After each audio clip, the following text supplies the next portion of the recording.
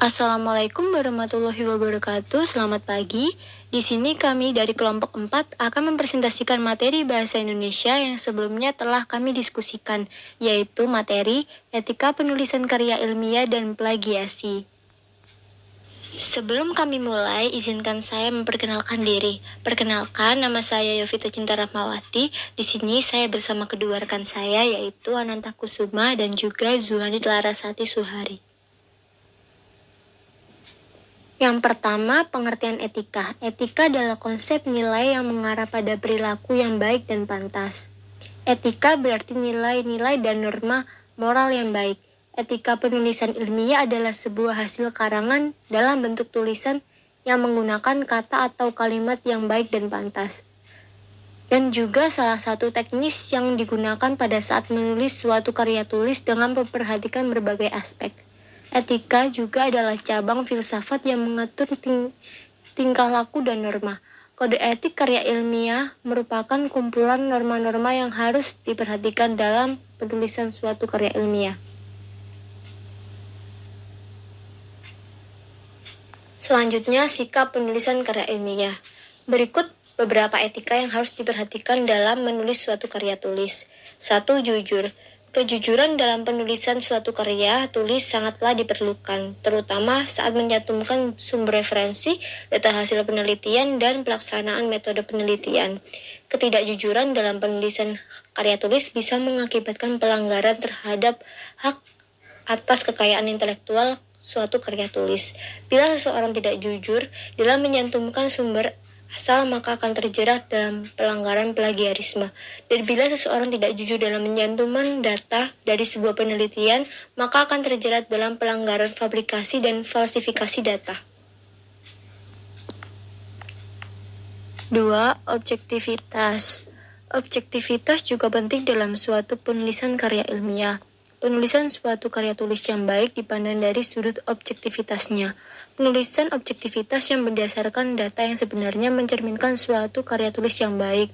Sebaliknya, jika penulisan objektivitasnya rendah, maka akan menurunkan kualitas suatu karya tulis. 3. Pengutipan. Jika mengambil referensi, pemikiran, atau bahan penulisan dalam suatu karya tulis, atau juga mengambil pendapat penulisan dari sumber lain, maka ambillah inti dari kutipan tersebut dan mengubahnya menjadi kutipan dengan inti yang sama tetapi dengan gaya bahasa dan kata-kata yang berbeda. 4. Ketelitian. Dalam menulis suatu karya ilmiah, hindarilah hal-hal kecil yang menurunkan kualitas suatu karya tulis, terutama pada saat mencantumkan sumber asal, karena sumber yang ditulis harus jelas asalnya, agar tidak terjadi kesalahpahaman yang tidak disengaja, yang akan mengakibatkan terjadinya pelanggaran dalam penulisan suatu karya tulis.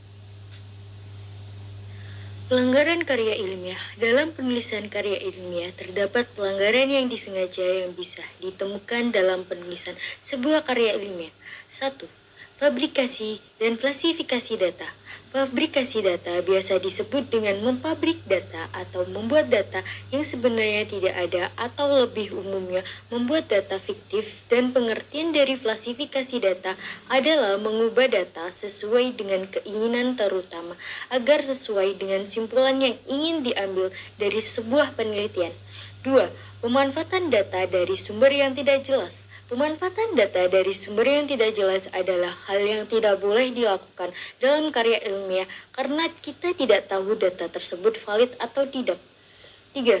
Salami selincing. Salami selincing memiliki banyak makna dalam berbagai bidang. Di dalam bidang akademis, salami selincing yaitu memuat beberapa publikasi pendek yang berasal dari data yang valid dan diterbitkan sebagai satu artikel dalam jurnal atau ulasan. 4. Publikasi ganda.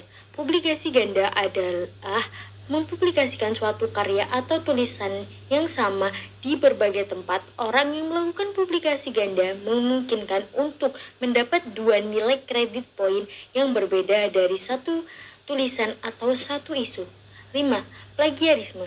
Jadi, definisi dari plagiarisme adalah mengambil kata-kata atau kalimat atau teks orang lain tanpa memberikan acknowledgement atau dalam bentuk sitasi yang secukupnya.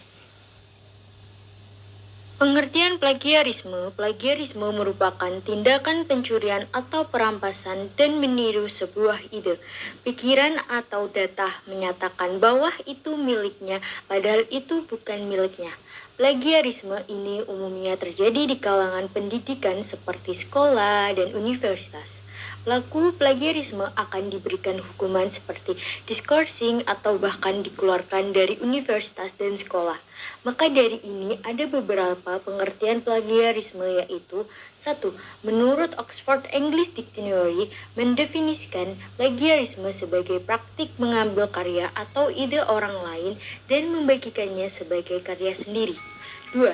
Menurut Wiradi menjelaskan, pada awalnya istilah tersebut merujuk kepada orang dan perbuatan yang dilakukannya, yaitu mencuri gagasan yang tertuang sebagai karya tulis. 3. Menurut Harliansyah, plagiarisme dapat diartikan sebagai sebuah tindakan penculikan karya seseorang dan mengakuinya sebagai karya sendiri. Jenis-jenis plagiarisme. 1. Word for word plagiarisme atau plagiat kata demi kata. 2. Plagiarisme of authorship atau plagiat kepengarangan. 3. Plagiarisme of ideas atau plagiat ide. 4. Plagiarisme of source atau plagiat sumber. 5. Patchwork plagiarisme. 6. Struktural plagiarisme atau plagiat struktur. Ciri-ciri plagiarisme. 1. Menggunakan tanda kutip kembali pada suatu kalimat yang sudah dikutip. 2. Melakukan parafrase tanpa mencantumkan sumber. 3. Mengubah bahasa asing menjadi bahasa Indonesia. 4.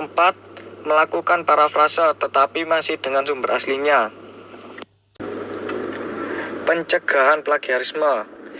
Cara-cara pencegahan dari plagiarisme yaitu selalu mencantumkan sumber dari kalimat yang kita kutip, selalu menanamkan sifat menghargai karya orang lain, melakukan parafrase, bertanya untuk mendapatkan pengarahan.